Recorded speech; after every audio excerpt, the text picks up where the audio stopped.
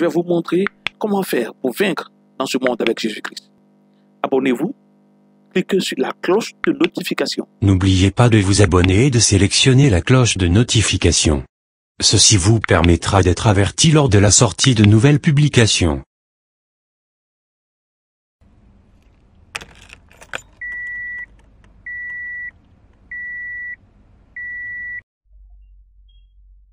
Alléluia.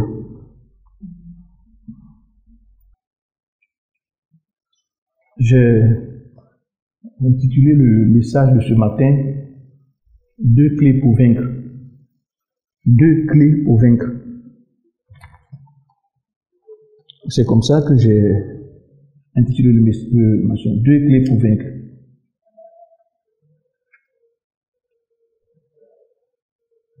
Et j'ai mis un sous-titre. J'ai dit, je vous ferai pêcheur d'hommes. Je vous ferai pêcheur d'hommes. 2 clés pour vaincre. Alors, ce message-là est pour moi un message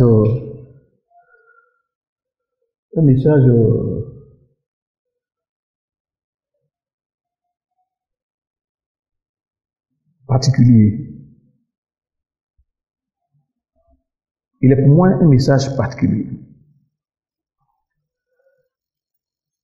Pourquoi je dis qu'il est pour moi un message particulier, quoi? Avec les années de ministère et le temps que j'ai mis devant le Seigneur et ce que j'ai entendu d'autres personnes dire,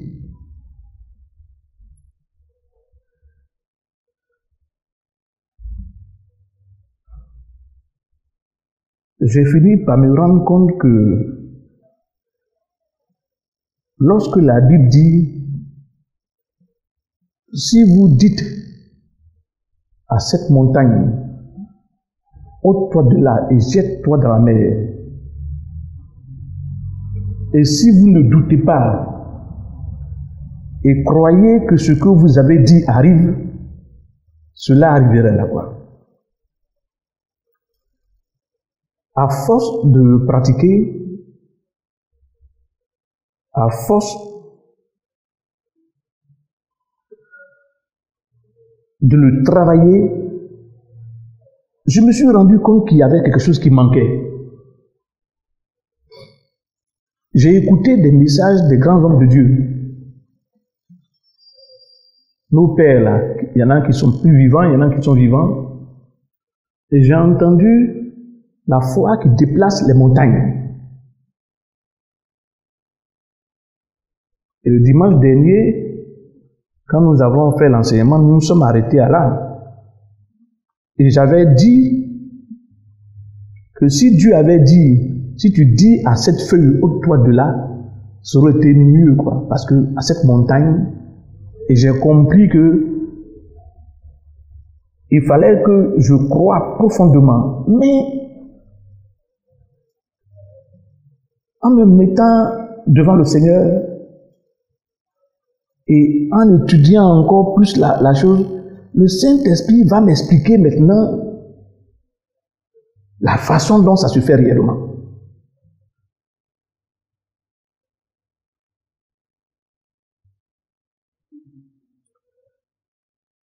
Et pour comprendre la façon dont ça se fait réellement, je me suis posé des questions.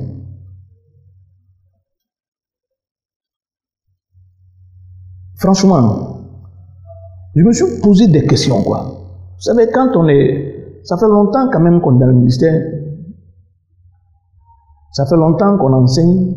Ça fait longtemps qu'on parle de Dieu.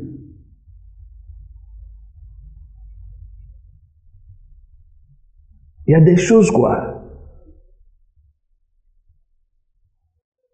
que tu te rends compte que tu sais, mais tu sais en partie. C'est vrai, c'est l'apôtre Paul l'a dit, nous savons tous en partie.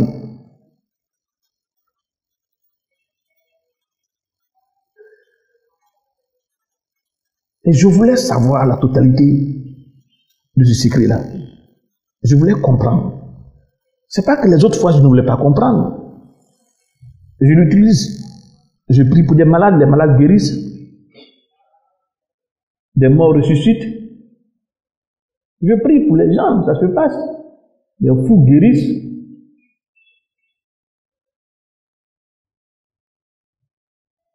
Mais c'est comme si je ne suis pas encore satisfait, quoi. Et je me suis posé quelques questions. Toute la nuit, Pierre et ses amis ont péché.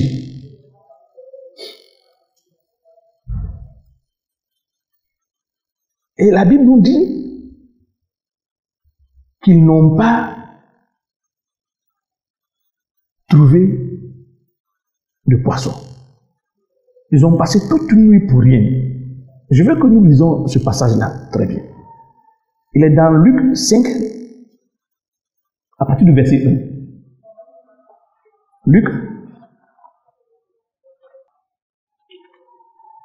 Luc chapitre 5, à partir du verset 1.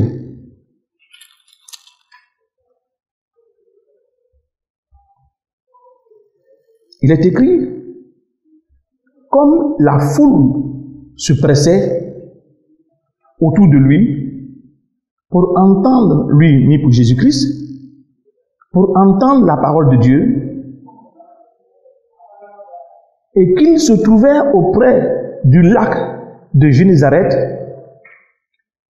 il vit au bord du lac deux petites barques, d'où les pêcheurs étaient descendus pour laver leurs filets. Il monta dans l'une de ces barques qui était à Simon, et il lui demanda de s'éloigner un peu de terre. Puis il s'assit, et de la barque, il enseignait les foules. Lorsqu'il eut cessé de parler, il dit à Simon, avance en eau profonde et jetez vos filets pour pêcher.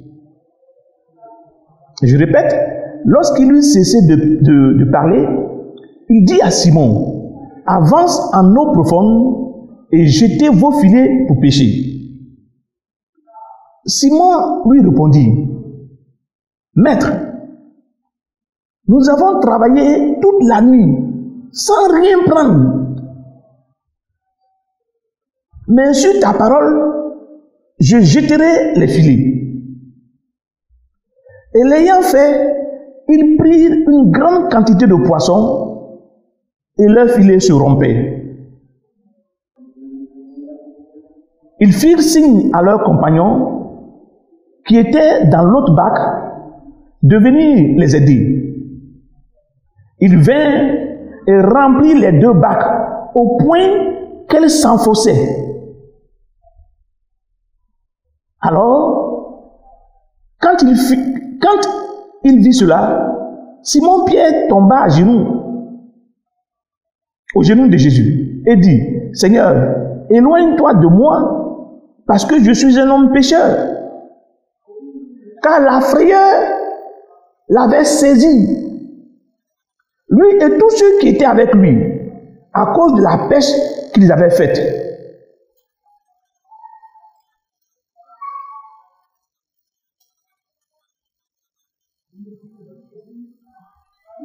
Ce passage-là,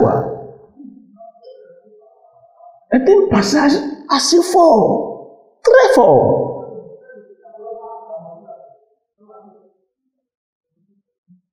Ce passage est un passage très fort.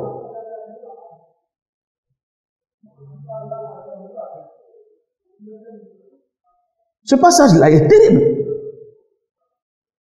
Au verset 5, il est écrit, Simon lui répondit, Maître, nous avons travaillé toute la nuit sans rien prendre.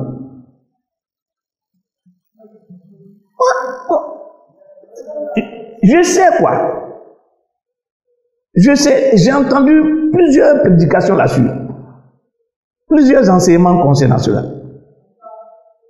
J'ai entendu des gens dire, ouais,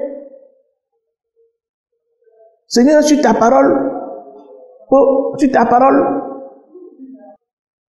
Il répète toujours sur ta parole. Parce que Seigneur, tu as dit, sur ta parole, nous l'avons fait. C'est pour cela que nous avons réussi. Je suis d'accord. Je n'ai pas dit que ce n'est pas vrai. Si Dieu te dit quelque chose et que tu agis par rapport à ce que Dieu t'a dit là, on appelle ça le réma. Le réma produit le succès. Je suis d'accord. Mais je ne suis pas encore satisfait.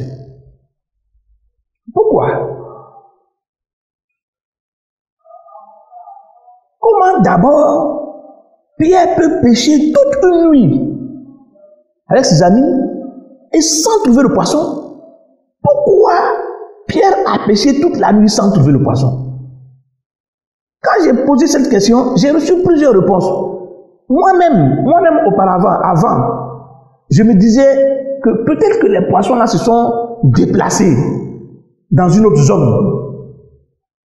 Ce qui fait que la zone où Pierre a pêché là, il n'y avait pas de poisson. Mais ça, c'est quand même aussi, ça ne peut pas être vrai, hein, cette réponse-là. Mais c'est ce que j'ai essayé de me convaincre avec. Mais quand j'ai posé la question à d'autres personnes, qui sont des frères sérieux, il y en a qui m'ont dit, ils n'ont pas eu la chance cette nuit-là. Il y en a qui m'ont répondu, non, c'est parce qu'ils n'ont pas eu la chance cette nuit-là. S'ils avaient eu la chance, ils auraient attrapé du poisson. Bon, là encore, c'est une réponse, mais qui ne peut pas aider l'homme à avancer. Parce que c'est une question de chance. Donc c'est aléatoire. On ne peut pas se baser là-dessus pour comprendre ce que Jésus-Christ est en train de nous dire.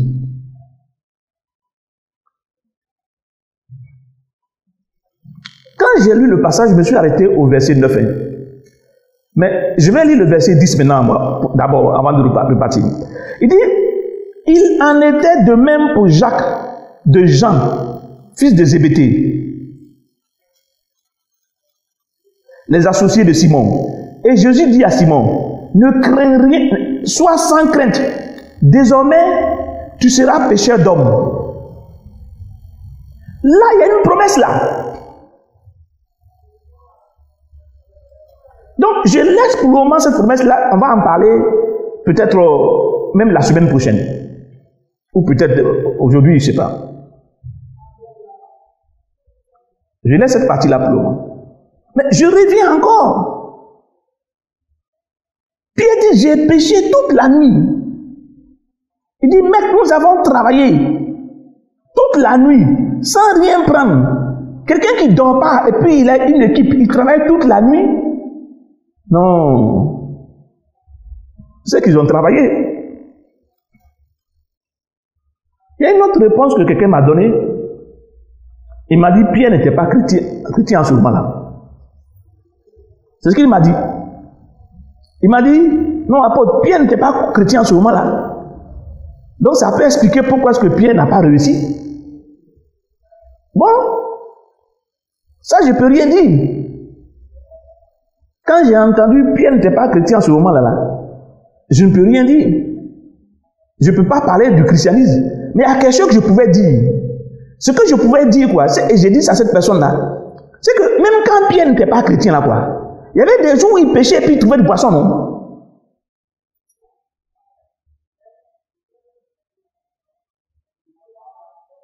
Tu vois? Il y avait des jours où il pêchait et il trouvait du poisson. Parce que si Pierre pêchait tous les jours, toutes les nuits, et puis il ne trouvait jamais du poisson, Pierre n'allait jamais pêcher la nuit.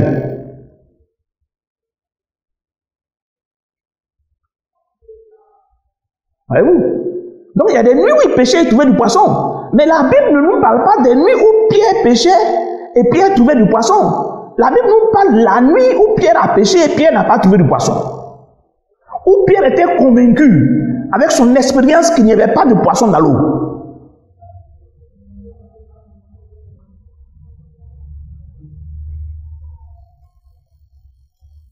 Il y a une autre réponse encore qu'on m'a donnée. On m'a dit, ça arrive qu'on n'obtienne rien. C'est des choses qui arrivent. Donc, si je me base sur cette réponse-là, c'est des choses qui arrivent. Ça arrive qu'on n'obtienne rien. Je ne peux encore rien dire. Je ne peux encore rien dire. Il m'a dit que ça arrive qu'on n'obtienne rien. Si quelqu'un te dit, et puis tu dis, mais ça arrive qu'on n'obtienne rien. Quelle réponse tu veux que la personne te dise? La personne ne peut rien te dire. Sauf que, si ça arrive qu'on n'obtienne rien, il faut m'expliquer pourquoi Jésus-Christ a fait, puis pour lui c'est venu. Et puis il a eu le poisson.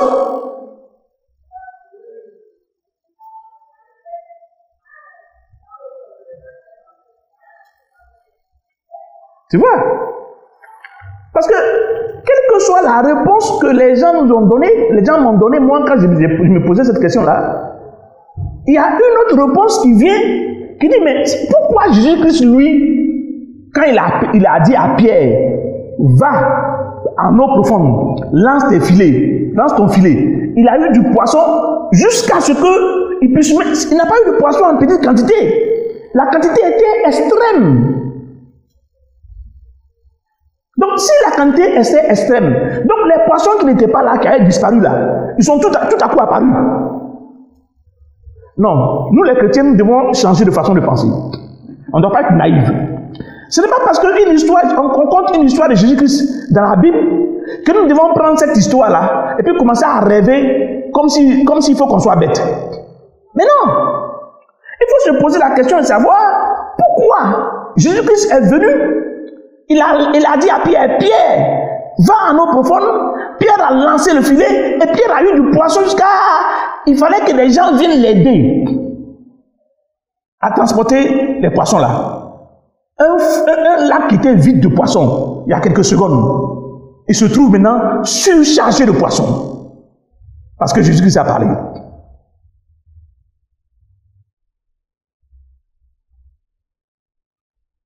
La Bible nous enseigne que Jésus-Christ est venu en tant qu'homme. La Bible nous enseigne que Jésus-Christ est venu en tant qu'homme. Même si c'est vrai que Jésus-Christ est Dieu, mais Jésus-Christ agissait avec les paramètres et les qualités de l'homme. L'homme soumis à Dieu. L'homme qui accepte Dieu. Donc on ne peut pas accepter ce miracle-là et ces explications-là. Ces explications-là ne sont pas satisfaisantes.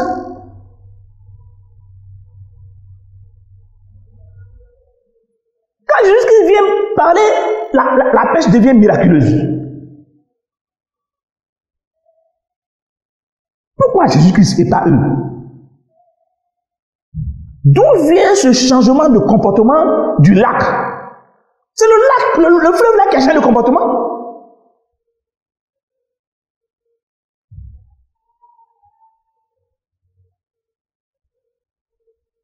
Ça, c'était la première rencontre entre Jésus-Christ, la première rencontre entre Jésus-Christ et l'équipe de Pierre. C'est comme ça que Jésus-Christ a recruté Pierre.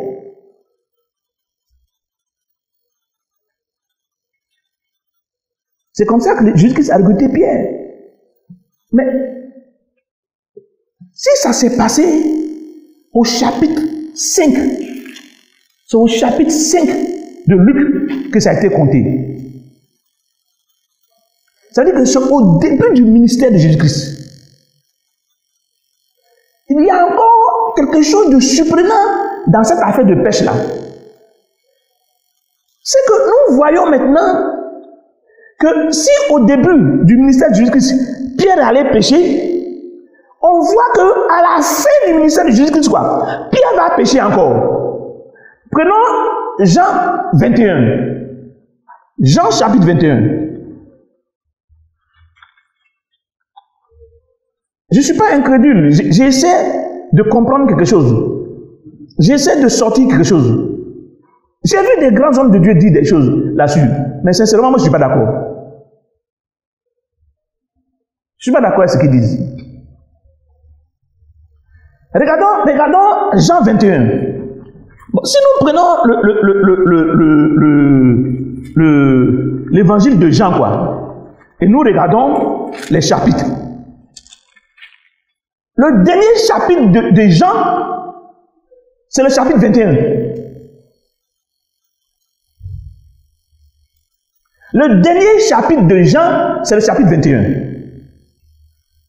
Donc nous sommes à la fin du ministère de Jésus-Christ. Maintenant, lisons à partir du verset 1. Il dit, après cela, Jésus se manifesta encore aux disciples sur les bords de la mer de Tibériade. Il va se manifester, c'est-à-dire il va se faire voir aux disciples sur les bords de la mer de Tibériade. Qu'est-ce que ça veut dire? Ça veut dire que c'est après qu'il soit mort et ressuscité d'entre les morts. Donc, depuis que Pierre a allé pécher là, et puis il est rentré dans l'équipe de Jésus-Christ, on n'a pas parlé de Pierre en train de pécher encore. Jusqu'à Jésus-Christ est mort, ressuscité d'entre les morts, et puis Jésus-Christ n'était plus maintenant, ne circulait plus avec eux physiquement. Maintenant, qu'est-ce qui va se passer? Simon-Pierre, voici comment il se manifesta. Simon-Pierre, Thomas, appelé Didyme, Nathanaël, le Cananéen, en Galilée, les fils de Zébédée, et deux autres de ses disciples étaient ensemble. Donc, toute l'équipe des disciples de Jésus-Christ était ensemble. Presque. Simon leur dit, je vais pécher. Il lui dit, nous allons nous aussi avec toi. Et il sortit et montait dans la barque. Cette nuit-là, il ne prit rien. Voilà. Je répète, cette nuit-là, il ne prit rien. Donc, si nous regardons très bien, l'argument qu'on a donné au début, quand nous avons lu le Luc 5, en disant que pourquoi ce Pierre n'a pas trouvé du poisson? Il dit non, c'est parce qu'il n'a pas eu de chance. Non, c'est parce qu'il n'est pas chrétien. Non, ça arrive. On se rend compte que maintenant que Pierre est devenu un apôtre, oui, que Pierre est devenu un apôtre, qu'il était avec les autres hommes de Dieu, ils sont tous devenus des hommes de Dieu maintenant, ils sont devenus tous des disciples de Jésus-Christ. Là encore, ils ont échoué.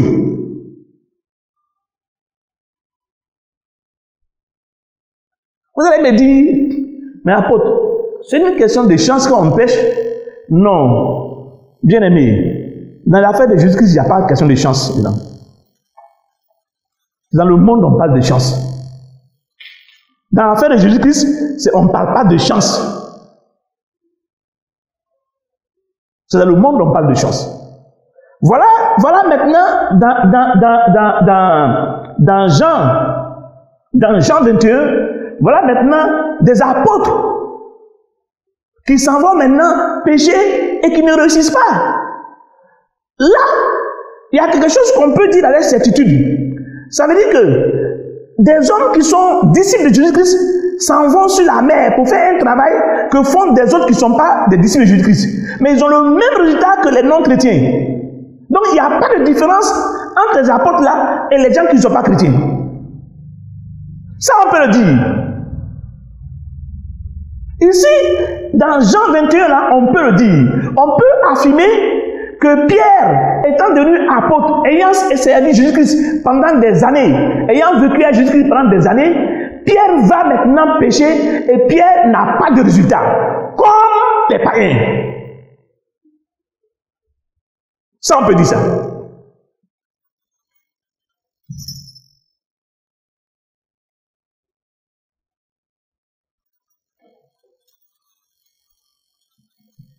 Là encore, quelque chose va se passer. Regardons le verset 3. Le verset 4. Après qu'il ait dit qu'il ne prit rien là, le verset 4. Le matin venu, Jésus se trouva sur le rivage. Mais les disciples ne savaient pas que c'était Jésus. Jésus leur dit, « Enfants, n'avez-vous rien à manger ?» Ils répondirent, « Non. » C'est-à-dire que les apôtres là avaient un problème pour se nourrir.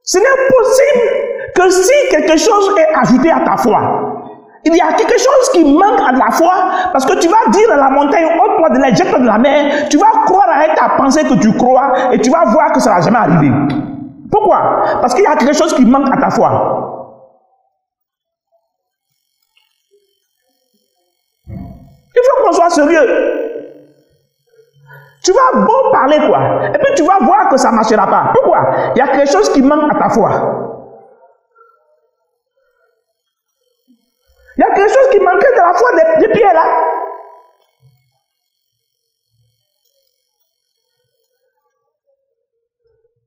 Je relis encore ce que j'ai noté ici. Le fait qu'au commencement, il y a eu une pêche toute la nuit pour rien, et qu'à la fin encore du ministère encore de Jésus, il y a eu encore une pêche toute la nuit pour rien, signifie que Jésus-Christ a quelque chose à nous enseigner dans cette affaire-là. C'est ce que ça veut dire. Ça signifie que Jésus-Christ a quelque chose à nous enseigner. Donc j'ai commencé à chercher. J'ai commencé à chercher. Et pour chercher quoi? Je posais toujours la question, pourquoi Pierre et ses amis n'arrivent pas à pêcher, pêchent toute la nuit avec zéro comme résultat?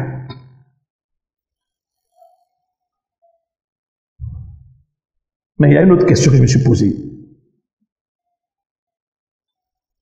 C'est la question suivante quoi? Pourquoi Jésus-Christ a maudit le figuier? Cette question-là va m'aider énormément. J'ai posé la question quoi? Pourquoi Jésus-Christ a maudit le figuier? Lisons-le dans Matthieu 21.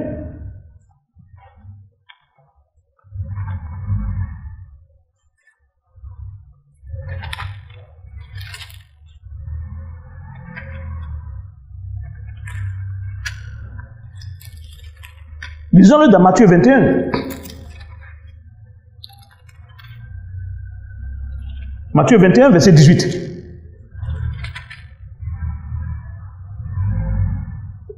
Le lendemain, en retournant à la ville, il eut faim. Jésus eut faim. Il vit un figuier sur le chemin. Il s'en approcha.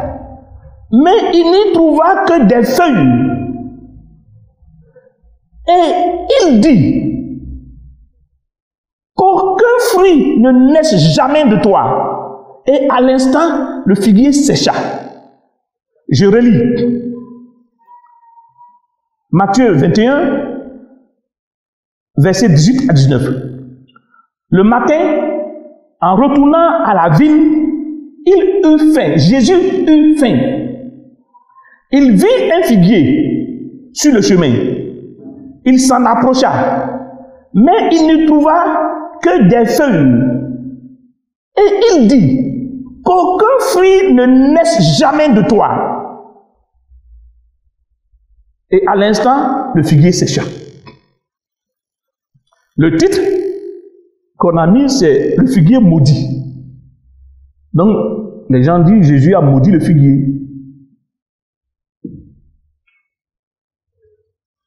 La question que moi je me suis posée, c'est pourquoi Jésus-Christ maudit un figuier.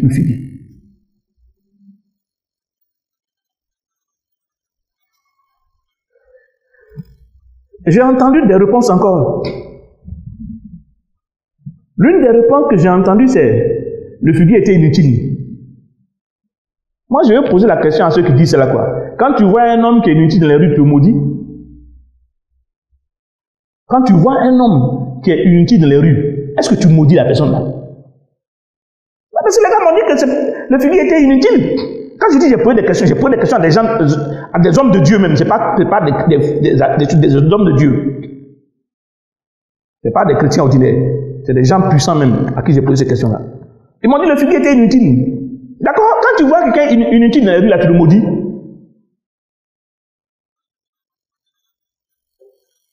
Il dit, le figuier n'a pas répondu favorablement à l'intention de Jésus-Christ. Oui, je suis d'accord avec ça. Je suis d'accord que le figuier n'a pas répondu favorablement à l'intention de Jésus-Christ. Mais je ne suis pas d'accord avec cette réponse-là pareille. Pourquoi? Parce que Jésus-Christ, quoi, nous conseille de bénir toujours et toujours de ne jamais maudire. De bénir ceux qui nous bénissent. De bénir ceux qui nous maudissent. C'est ce que Jésus-Christ nous dit. Jésus-Christ nous conseille de bénir toujours et de bénir ceux qui nous maudissent. Pourquoi donc il va maudire les figuiers?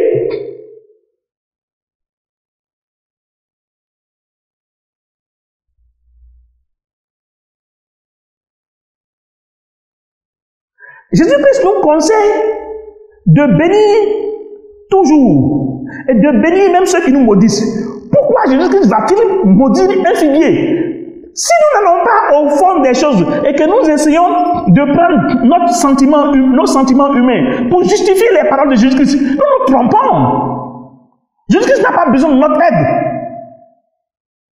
Il a besoin que nous comprenions ce qu'il dit et ce qu'il fait. Donc je ne suis pas d'accord.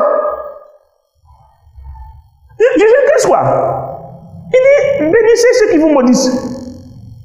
Comment le figuier t'a même pas maudit? Il a seulement refusé de te donner, tu n'as pas eu du fruit. Et puis tu le maudis. Maintenant, la deuxième question, quoi? La deuxième chose qui fait que je ne suis pas d'accord, que je ne comprends pas, c'est que dans Marc 11, prenons la Bible dans Marc 11.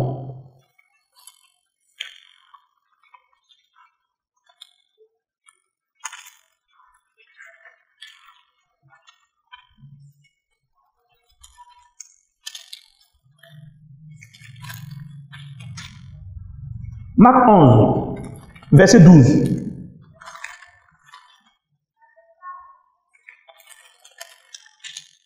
Dans Marc 11, le verset 12, au verset 13, il est écrit la chose suivante. Le lendemain, comme il sortait de Béthanie, Jésus eut faim. Apercevant de loin un figuier qui avait des feuilles, il alla voir s'il trouverait quelque chose. Mais s'en étant approché, il ne trouva que des feuilles, car ce n'était pas encore la saison des figues. Car ce n'était pas encore la saison des figues. Car ce n'était pas encore la saison des figues. Il prit la parole et lui dit que jamais personne ne mange de ton fruit.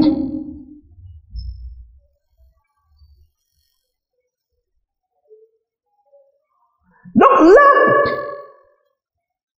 il y a un autre élément important, c'est que ce n'était même pas la saison des figues.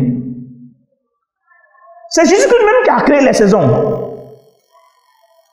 Ce n'était pas la saison des figues. Et c'est ça, c'est là que j'ai trouvé la réponse. C'est ça qui m'a fait comprendre le secret de Jésus-Christ. Quand ce n'était pas la saison des figues, et que Jésus-Christ voulait des figues, donc Jésus-Christ disait, quoi que ce soit que je demande, quoi, je dois l'obtenir.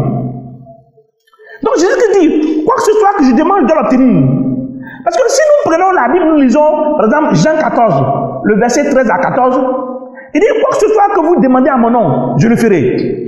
Il dit, si vous demandez quelque chose à mon nom, je le ferai. Si nous prenons le même passage là, mais dans Jean, je crois, 15, il dit la même chose. Ce que vous demandez à mon nom, je le ferai. Ça veut dire, je le ferai venir. Si ça n'existe pas, je le créerai. Ça veut dire que Jésus-Christ, quoi, il dit, si on demande quelque chose à son nom, si la chose là n'existe pas, quoi, là, il va créer la chose. Il va faire sortir la chose. La chose doit sortir. Je répète, la chose doit sortir. Je répète encore, la chose que Jésus-Christ a demandé doit sortir. Voilà ce que Jésus-Christ est en train de dire. Il dit, ce que je vous demande là, quoi, ça doit sortir. Et puis il dit, je vous dis la vérité, si vous ne faites pas venir ce que je demande, vous allez avoir des problèmes avec moi. Ça doit sortir. C'est là que moi j'ai compris. Parce que quand j'ai vu que ce n'était pas le temps des figues, Jésus-Christ sait, c'est lui qui a créé le temps et les saisons. C'est lui qui est le créateur du monde. Donc il sait que ce n'est pas le temps des figues. Mais pourquoi il va vers le figuier pour demander des figues? Parce qu'il dit que le figuier, quoi, tu dois forcément me donner des figues. Tu vas me donner à manger. Et puis il ne s'attend pas à avoir des figues vertes, hein. Il s'attend à avoir des figues mûres. C'est-à-dire que le figuier devait sortir des figues et les figues devaient être en même temps en maturité. Pour que lui, il mange ces figues-là.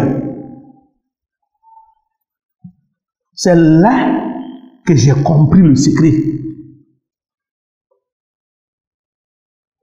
C'est à ce moment-là, quand j'ai commencé à tourner ma tête, j'ai compris le secret. J'ai compris les clés, j'ai vu les clés, le secret de la réussite. C'est ça qui m'a fait voir le secret de la réussite. Je me suis dit, il y a certainement quelque chose que Jésus-Christ ne pouvait pas accepter, qui l'a conduit à maudire le figuier. Et puis j'ai crié, mais c'est quoi cette chose-là? Et j'ai trouvé la réponse. J'ai trouvé la réponse. Le Saint-Esprit m'a envoyé tout doucement à trouver la réponse.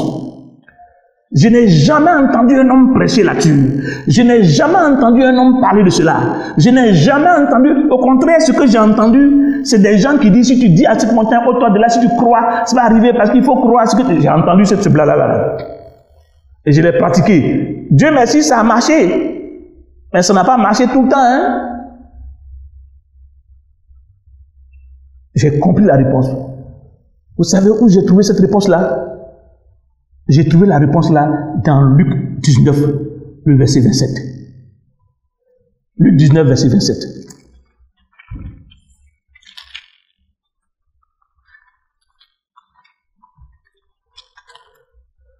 Luc 19, verset 27. J'ai vu la mentalité de Jésus-Christ. La profondeur de la mentalité de Jésus-Christ dans Luc 19, verset 27.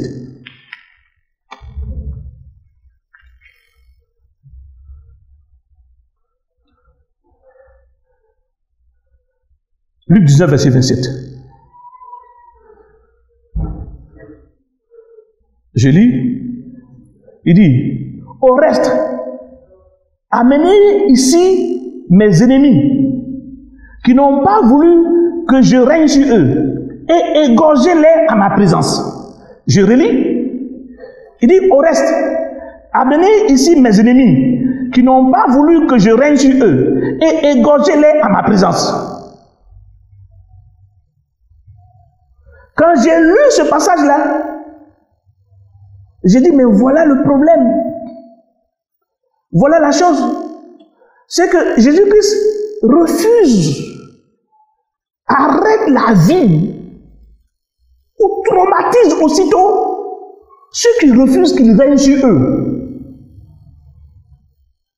Ceux qui refusent que Jésus-Christ règne sur eux là, il leur donne un traumatisme. Il arrête leur vie.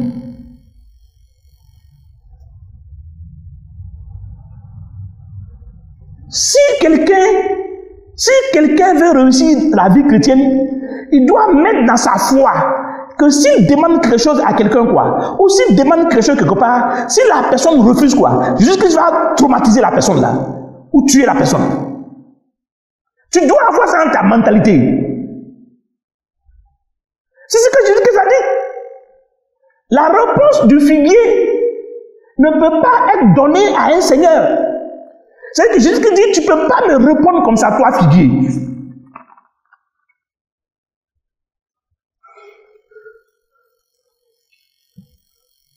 C'est ce que Jésus-Christ dit. Jésus-Christ dit quoi? Toi, figuier, quoi, tu ne peux pas me donner cette réponse-là. Si nous prenons la pensée humaine, nous allons dire, mais il n'est pas temps pour les figuiers. Il dit, il s'en fout de ça. Il s'en fout qu'il n'est pas temps les figuiers. Il dit, quoi que ce soit que je demande quoi? Il dit, tu le fais.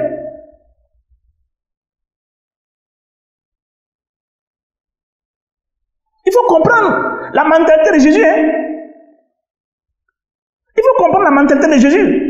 Les gens utilisent le nom de Jésus en oubliant que le nom veut dire onoma. Mais dans le nom onoma là, il y a la notion aussi du caractère. Il y a la notion du caractère.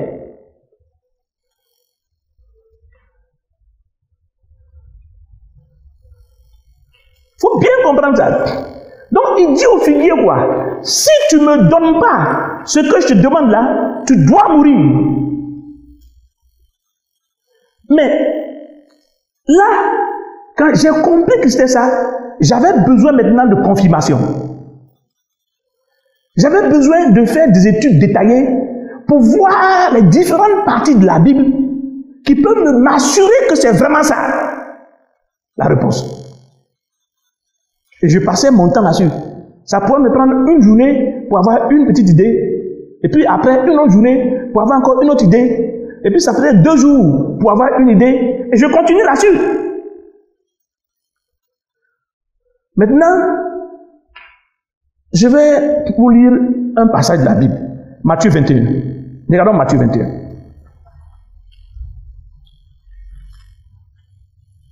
Regardons Matthieu 21. À partir du verset 1 jusqu'au verset 3. Lorsqu'ils approchaient de Jérusalem et qu'ils furent arrivés à Bethphagée, vers le mont des Oliviers, Jésus envoya 2 disciples en leur disant: allez au village qui est devant vous. Vous trouverez aussitôt une ânesse attachée et un ânon avec elle. Détachez-les et amenez-les-moi. Je relis au verset 2. Allez au village qui est devant vous. Vous trouverez aussitôt une ânesse attachée et un ânon avec elle. Détachez-les et amenez-les-moi. Si quelqu'un vous dit quelque chose, répondez: le Seigneur en a besoin. Et à l'instant, il les laissera aller. Je répète encore le verset 3. Si quelqu'un vous dit quelque chose, vous répondrez: le Seigneur en a besoin. Et à l'instant, il les laissera aller. C'est le même principe là.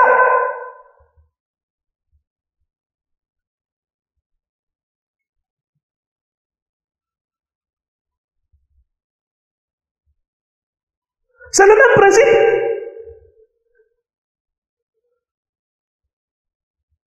C'est le même principe. Quand les pierres là étaient sur la barque là, quoi, ils avaient besoin de poissons. Mais il y a quelque chose qu'ils ne comprenaient pas. Malgré que les pierres là étaient devenues des apôtres, les pierres là ne le comprenaient pas encore. Peut-être que plus tard ils l'ont compris. Mais quand Jésus, à Jean 21 là, il n'avait pas encore compris. Il n'avait pas encore compris. Il y a quelque chose qu'il ne comprenait pas. C'est la même chose. Maintenant, je vais vous poser une question, quoi.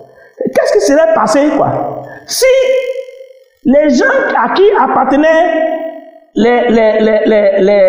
l'ânesse et puis l'ânon, là, s'ils avaient refusé de laisser les ânons partir, qu'est-ce qui allait se passer? Ah, répondez maintenant. Quand il dit, si vous allez, dites que le Seigneur en a besoin, et à l'instant, ils vous laisseront là. S'ils avaient refusé là, qu'est-ce qui allait se passer?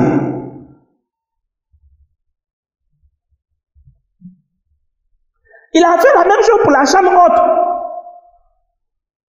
Il a dit, allez-y, vous allez trouver quelqu'un qui transporte quelque chose sur la tête. Quand vous le voyez, quoi, dites-lui que le Seigneur a besoin de votre chambre, quoi, la chambre haute. Pour un machin. Le gars est allé, puis le gars a livré sa maison au Seigneur. Il ne sait même pas pourquoi il a fait ça, il a fait. Donc, il y a un secret là que Jésus-Christ est en train de nous montrer. Et c'est ce secret là que je vais vous révéler, quoi. Ça m'a pris du temps pour trouver ça. Mais Dieu, grâce à Dieu, j'ai trouvé ça, c'est à cause de vous. Maintenant, il y a une question que je veux poser. Je vais répondre à cette question-là, et puis on va arrêter l'enseignement là, et on va attendre la semaine prochaine pour avoir la suite. Et de la semaine prochaine, les 2 clés vont être révélées. Voilà la question que je pose, quoi. Quel type d'homme il faut pour vaincre? Pourquoi je pose cette question-là? Quel type d'homme il faut pour vaincre? Puisque le titre que j'ai donné, c'est les clés, 2 clés pour vaincre. Donc quand je pose la question, quel type d'homme il faut pour vaincre là? J'ai fait allusion à quelque chose. Quand je dis 2 clés pour vaincre là, je fais allusion à quelque chose. À quoi est-ce que je fais allusion, quoi? La Bible nous dit dans l'Apocalypse à celui qui vaincra. Donc la Bible nous montre quoi? Que celui qui va vaincre, celui-là quoi? Dieu va lui donner une place merveilleuse. Dieu va lui donner un trône. La Bible dit, Jésus dit, celui qui va vaincre quoi? Dieu va lui donner un trône. Et puis, petits enfants, j'ai vaincu le monde. Il dit, celui qui va vaincre quoi? Dieu va lui donner le trône. Donc, vaincre est important. Tant aussi longtemps que le chrétien ne comprendra pas comment on fait pour vaincre, le chrétien va avoir des problèmes. Moi, je bénis Dieu quoi, de ce que j'ai souffert dernièrement. Parce que je me suis rendu compte qu'il fallait que je souffre pour comprendre ce que j'en ai comprendre là, afin que les chrétiens là soient sauvés. Ils sont à l'église, mais ils ne comprennent pas. Moi, j'ai compris ça. Quel type d'homme pour vaincre? Maintenant, quand j'ai posé la question, quel type d'homme pour vaincre là quoi? En même temps, après, je me suis demandé, mais vaincre quoi? Vaincre quoi? Quoi vaincre? Parce que si je vois quel type d'homme pour vaincre, je dois savoir maintenant, qu'est-ce que je dois vaincre? Et je dois aller appliquer ça à la pêche de pierre. Et je dois aller appliquer ça au figuier. Pour voir si ça marche.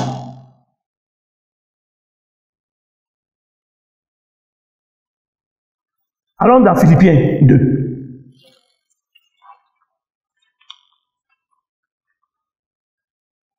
Philippiens chapitre 2.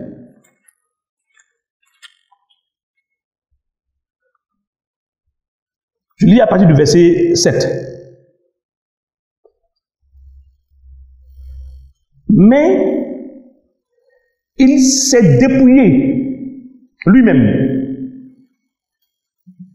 Mais il s'est dépouillé lui-même en prenant la condition d'esclave, en devenant semblable aux hommes.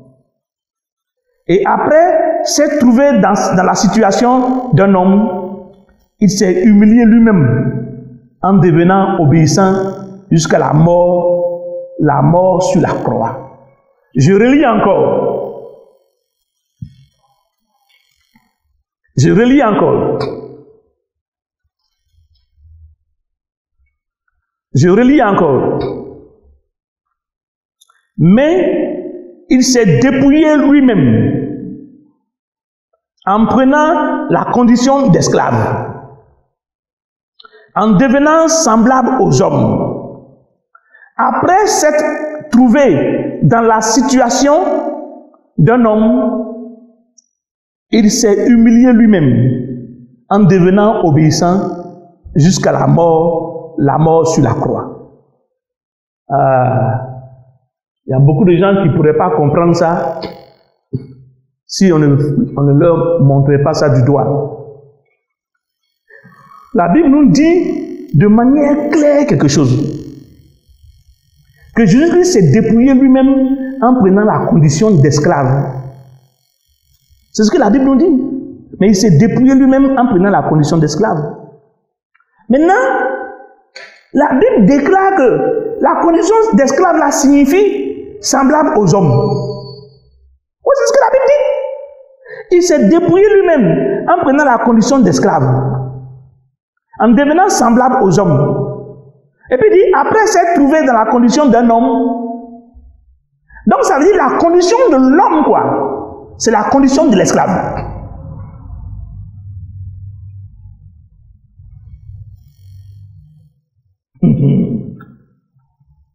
Ça veut dire que la condition de l'homme, c'est la condition de l'esclave. Et j'ai cherché le mot esclave là. Ça veut dire doulos. Doulos. Le mot esclave veut dire doulos. Et le mot esclave là, il s'oppose à un mot qu'on appelle kyrios, qui veut dire le Seigneur. Il y a un qui est Seigneur, et puis il y a un qui est esclave.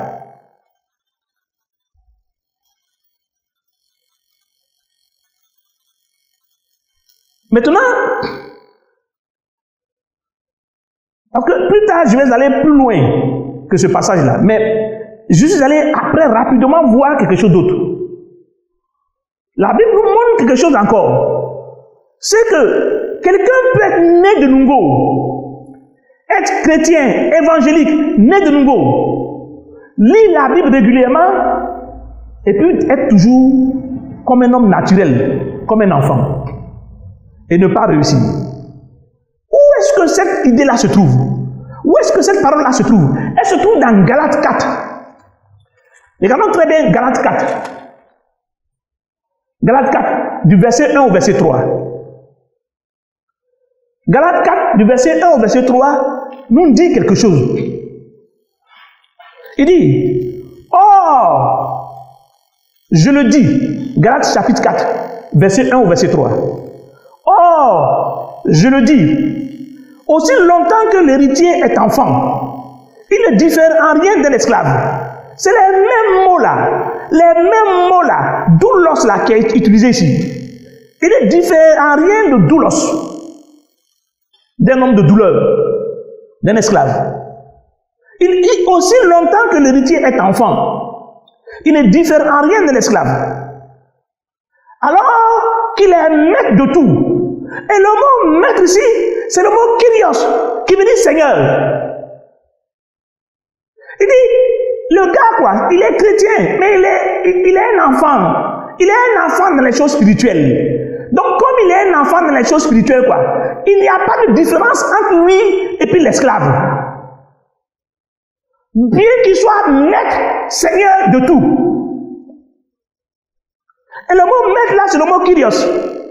Maintenant, allons un peu plus loin. Allons un peu plus loin. Le verset 2 nous dit, il est soumis à des tuteurs et des administrateurs jusqu'au temps marqué par le Père. Nous aussi, lorsque nous étions enfants, nous étions asservis. Nous étions asservis. Nous étions asservis. Asservi veut dire esclave. Veut dire on était entre les mains des principes élémentaires du monde. Donc, les principes élémentaires du monde là, nous gouvernaient. Nous étions esclaves des principes élémentaires du monde. Il dit, le mot asservi là veut dire esclave. Il dit, verset 3, nous aussi, lorsque nous étions enfants, nous étions esclaves ou bien asservis aux principes élémentaires du monde. Si tu cherches très bien quoi, tu vas voir que lorsque l'héritier est chrétien, l'héritier, donc le chrétien qui est héritier, né de nouveau, et qui est maître de tout, ne diffère en rien d'un homme naturel, puisque l'homme est esclave, selon Philippiens 2. L'homme naturel est esclave. Et ici, dans Galates, il explique. Il dit, quand on était enfant, on était nous aussi comme des hommes. On était enfants quoi? Enfants chrétiens.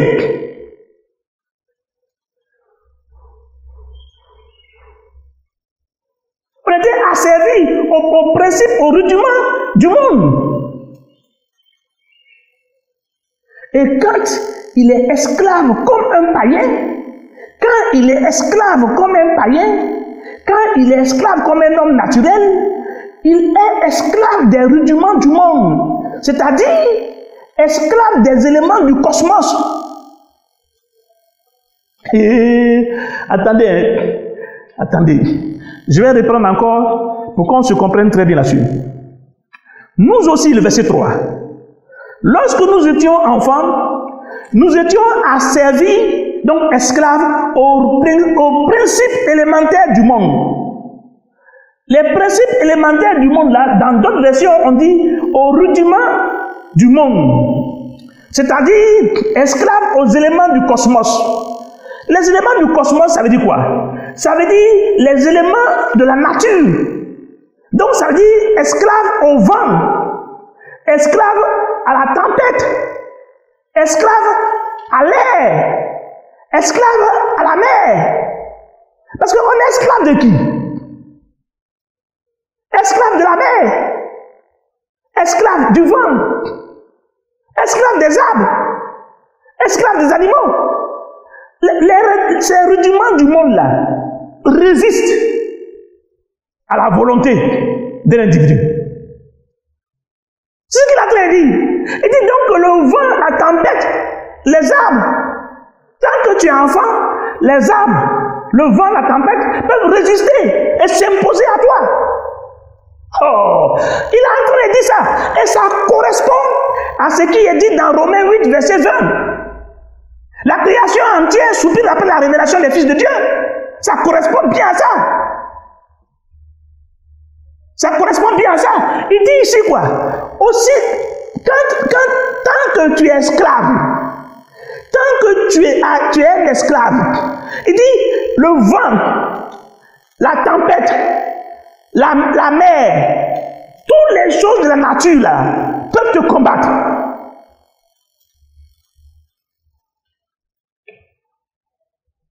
Quand on dit la nature a été soumise à la vanité là, c'est de ça qu'il s'agit.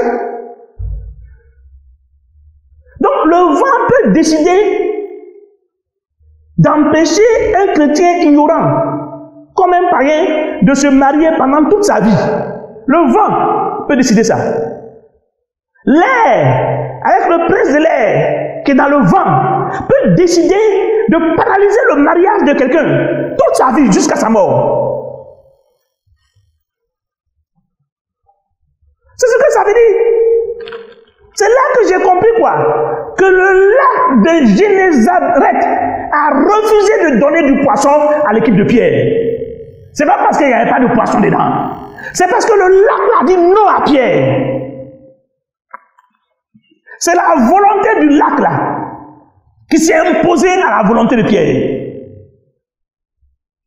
Pierre, même quand il est devenu apôtre, le lac là dit toujours encore, la mer, maintenant c'est la mer, dit, je ne te donne pas du poisson aujourd'hui, je te donne quand je veux. Mon Dieu, tu ne donnes pas.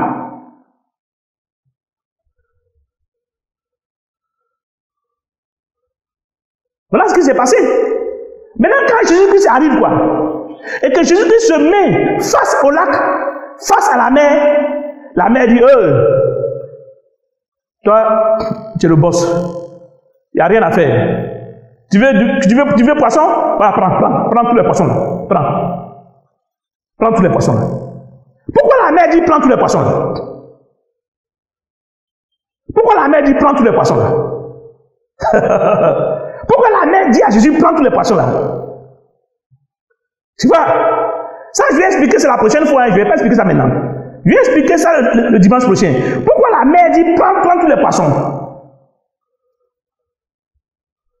Il y a des gens qui sont des pasteurs, mais qui sont encore ignorants et incapables de guérir des malades, de ressusciter des morts. Pourquoi? Parce qu'ils ne comprennent pas quelque chose.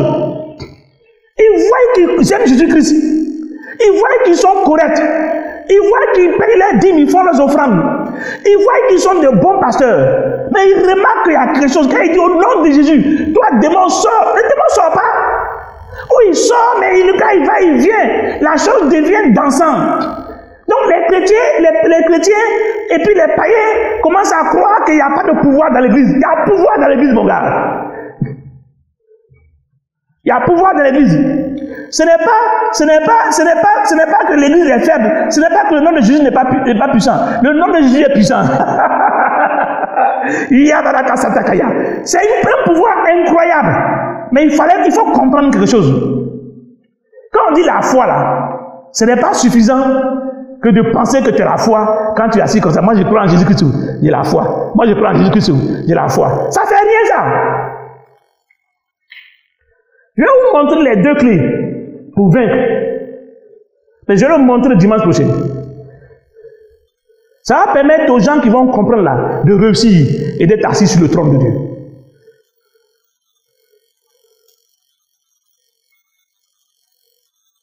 Je vais vous montrer parce qu'il faut que les gens digèrent la première partie d'abord. Allez vérifier si ce que je dis là n'est pas vrai. Prenez votre Bible, prenez vos crayons, prenez vos machines, allez faire des recherches. Vous allez voir. C'est le vent, la tempête qui est venue arrêter Pierre. C'est la mer qui a arrêté Pierre. C'est l'intention de la mer délibérée de dire, toi Pierre là, aujourd'hui tu ne vas pas avoir poisson. C'est ce que les chrétiens ne comprennent pas.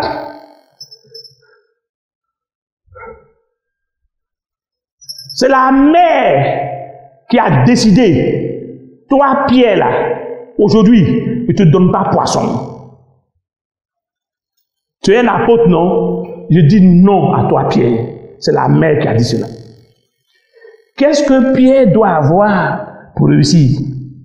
Qu'est-ce que Pierre doit comprendre pour réussir? Comment Pierre doit aiguiser sa foi pour pouvoir devenir comme Jésus-Christ? Qu'est-ce qu'il faut faire pour cela? Prenons rendez-vous dimanche prochain. C'est là que l'explication va être claire. La suite va être donnée.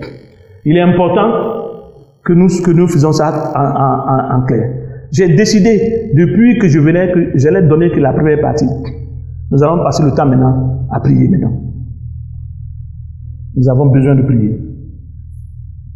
Je voudrais, pour que nous puissions bien prier, de comprendre certaines choses, faire comprendre certaines choses, quoi. On va passer à la prière. Oui. Je vais vous montrer comment faire pour vaincre dans ce monde avec Jésus-Christ. Abonnez-vous, cliquez sur la cloche de notification. N'oubliez pas de vous abonner et de sélectionner la cloche de notification. Ceci vous permettra d'être averti lors de la sortie de nouvelles publications.